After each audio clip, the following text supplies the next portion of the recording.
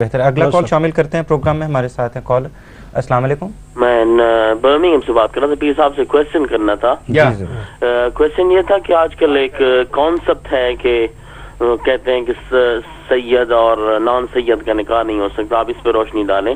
اور اس کے علاوہ ڈی ایم ڈیجیٹل پہ اندر کئی پروگرام ہم دیکھتے ہیں.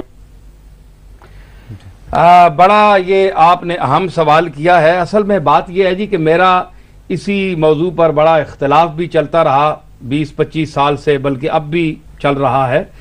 تو ایک شرف نسب محمد صلی اللہ علیہ وسلم ہے جو سادات کا شرف ہے، اس میں کوئی ان کا شریک نہیں ہے.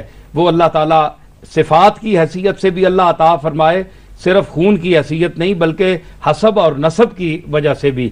حسب تو خون، نسب تو خون ہوا، حسب صفات ہیں. اللہ صفات بھی دے اور نسبت بھی دے خون کی. تو وہ جو ہے وہ ٹھیک ہے، اس میں ان کا کوئی شریک نہیں ہے، کیونکہ رسول اللہ صلی اللہ علیہ وسلم کا خاندان ہے، آپ کی صاحبزادی کا خاندان ہے.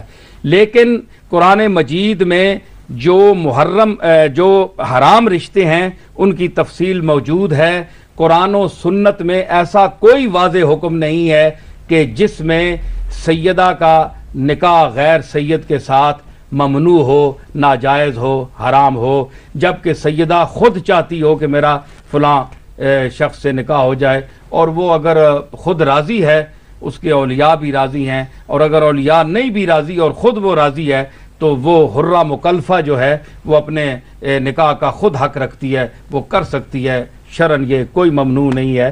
لیکن بہتر ہے سادات کے لیے کہ وہ اپنے خاندانوں میں ہی رشتہ کریں، اور بہتر ہے کہ اپنے خاندان سے باہر نہ کریں. اور اگر کوئی مجبوری ہے تو اس کے لیے جو لوگ کہتے ہیں کہ یہ شرعن رشتہ حرام ہے، ناجائز ہے، یہ سب فراڈ ہے.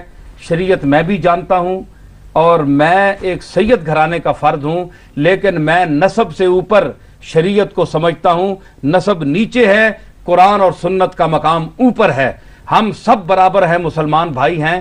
اور اگر کوئی شخص اپنے طور سے کرنا چاہتا ہے تو وہ کر سکتا ہے. لیکن پھر بھی میں عرض کروں گا کہ اگر سادات کو، سیدات کو، سید زادیوں کو رشتہ مل سکتا ہے اپنے خاندان میں تو بہتر ہے وہاں کریں. اور اگر نہیں تو جہاں وہ چاہیں، ان کی مرضی ہے، وہ کر سکتی ہیں. وہ نسب ثابت ہوگا، حلال ہوگا اور نکاح جائز ہوگا. اور جو پھر یہ گزارش بھی ہے کہ جو حضرات سادات اس وجہ سے اپنے رشتے جوان بٹھائے رکھتے ہیں، اپنی بیٹیاں بٹھائے رکھتے ہیں کہ جناب ہمیں رشتہ کوئی نہیں مل رہا، ہم کیا کریں، ہم سید گھرانہ کوئی ہے نہیں، باہر ناجائز ہے، ان کا نکاح ہو نہیں سکتا، تو یہ غلط بات ہے. شریعت میں نکاح جائز ہے، نکاح ہو سکتا ہے. ہاں یہ غلط فہمی کہ حضرت پیر میر علی شاہ صاحب رحمۃ اللہ علیہ کا نام لیا جائے کہ انہوں نے اس نکاح کو حرام لکھا ہے، کوئی حرام نہیں لکھا. میں نے اس پر پوری کتاب لکھی ہے، نام و نسب میں میری کتاب کا نام ہے، اس میں پوری بحث کی ہے. اور میں نے اس موضوع پر علماء سے کہا ہے کہ جس شخص کو اس میں شک ہے وہ مجھ سے گفتگو بھی کر سکتا ہے. میں حاضر ہوں. ٹی وی پر کر سکتا ہے، ویسے بیٹھ کے کر سکتا ہے. جس کو اختلاف ہے وہ کر سکتا ہے. اور اپنی جگہ بیٹھ کر اعتراض کرنے کا اور پھونک اور غصہ چڑھانے کا فائدہ کوئی نہیں ہے.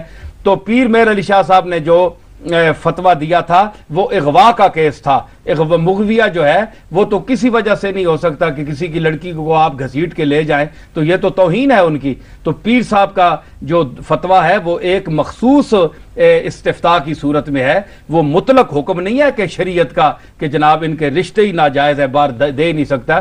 تو اگر یہ بات ہے تو پھر آپ دیکھیں گے کہ ہماری امت مسلمہ میں اتنے اتنے بڑے اکابر کے جو رشتے ہیں، اتنے اتنے اولیاء اللہ جو پیدا ہوئے ہیں، تو ان کی جو مائیں ہیں وہ سیدہ ہیں، سید زادیاں ہیں، اور ان کے باپ جو ہیں وہ سید نہیں ہیں.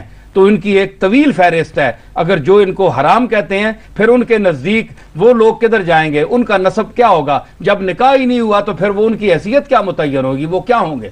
آپ ان کو کیا کہیں گے؟ تو اتنا ظلم نہ کریں. نسب کے گھمنڈ میں آپ شریعت کو نہ ٹھکرائیں. میں اس پر ایک شعر عرض کیا تھا کہ ٹکر نہ لے نبی کی شریعت سے ہوش کر، دوزخ میں جھونکتی ہے یہ ٹھوکر لگی ہوئی.